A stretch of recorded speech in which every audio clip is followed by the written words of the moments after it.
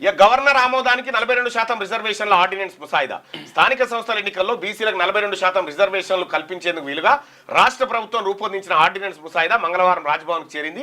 పంచాయతీరాజ్ చట్ట సవరణల ఆమోదం కోసం ప్రభుత్వం ఈ ఆర్డినెన్స్ ముసాయిదాను గవర్నర్ పంపింది. స్థానిక సంస్థలో 50% మించకుండా రిజర్వేషన్లు అమలవుతాయని పంచాయతీరాజ్ చట్టం 2018 చెబుతుంది. ఇందులో 50% మించకుండా అనే వ్యాఖ్యాన్ని తొలగిస్తూ చట్ట సవరణ చేయాలని ఇటీవల రాష్ట్ర మంత్రివర్గం నిర్ణయించింది.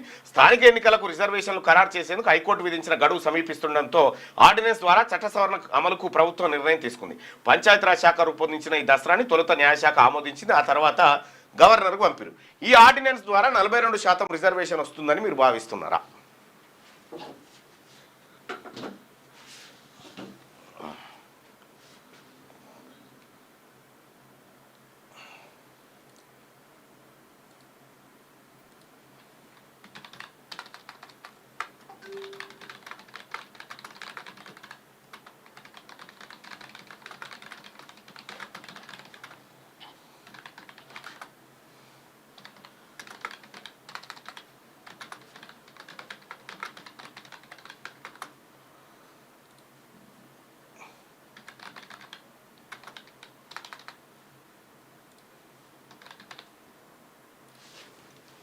రైట్.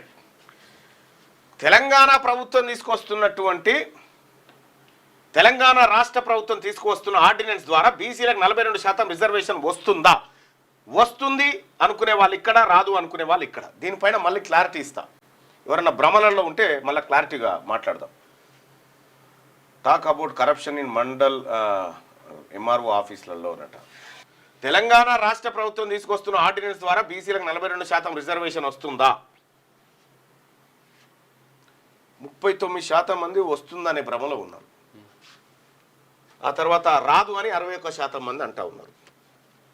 దాని మీద మంచిగా పాయింట్ టు పాయింట్ కాన్స్టిట్యూషన్ ఇదంతా మాట్లాడుకుందాం. 6వ తరగతి నుండి 10వ తరగతి విద్యార్థులకు గొప్ప అవకాశం. ఏపీ, తెలంగాణ మరియు సిబిఎస్ఈ విద్యార్థులకు ఎలాంటి అడ్మిషన్ ఫీజు లేకుండా సంవత్సరానికి కేవలం 1000 రూపాయలకే ఐఐటీ స్టాండర్డ్స్ తో ఆన్లైన్ ట్యూషన్స్ చెప్పబడును. 15 ఏళ్ల సుదీర్ఘ అనుభవం గల ఫ్యాకల్టీతో క్లాసులు నిర్వహించబడును. ఇప్పుడే ప్లే స్టోర్ నుండి ధర్మవాహిని యాప్ ని డౌన్లోడ్ చేసుకోండి. వివరాలకు సంప్రదించండి 7893051526.